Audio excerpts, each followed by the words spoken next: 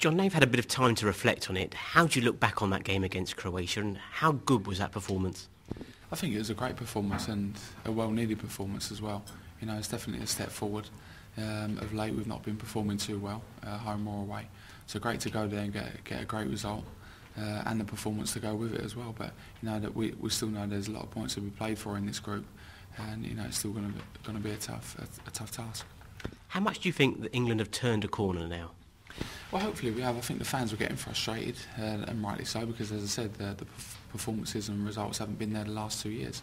It was nice to go there and, as I say, get the win and a great performance as well. You know, they've not been beaten there for 14 years, so that's a great achievement in itself. And hopefully that's a turning point, and it gets the fans back on our side as well, which we're going to need throughout this group stage. You know, it's not all going to go our own way. We've got 2 tough games, you know, in a couple of weeks, so looking forward to them and hopefully keep moving this forward. And as England captain, how confident are you about the future? Obviously very confident. I think we've always known, and I think that's why the fans and the players have been frustrated over the years, because we know we've got the players and the manager, you know, to move forward and compete with the top teams at this level. We just need to start doing it on a regular basis, because we see it week in, week out in the Premiership. We need to come together and gel, you know, on international duty, and I think that's what we're starting to do. Looking ahead now, the game's coming up, Kazakhstan and Belarus. We haven't played them before. Is it difficult when you play against teams that you don't know so much about?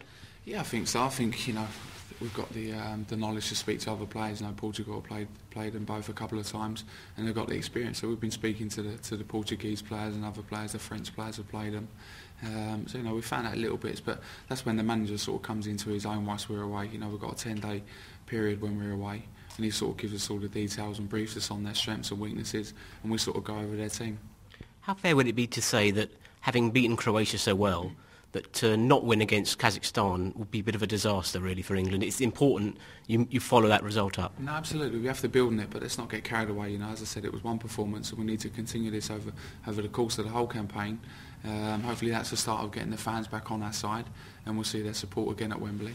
But this could be a really good start to good things with England. We certainly hope so. But if we can pick up 6 points the next 2 games, you know, it'd be a very good start for us. It's big time for England now, having made an initial breakthrough. What would your message be to the fans ahead of those games against Kazakhstan and Belarus? Yeah, really need them, probably more so than the Croatia game. You know, as I said, 2 wins could really put us in a strong position in this group. You know, a good turnout from them, 2 good performances could really drive us forward.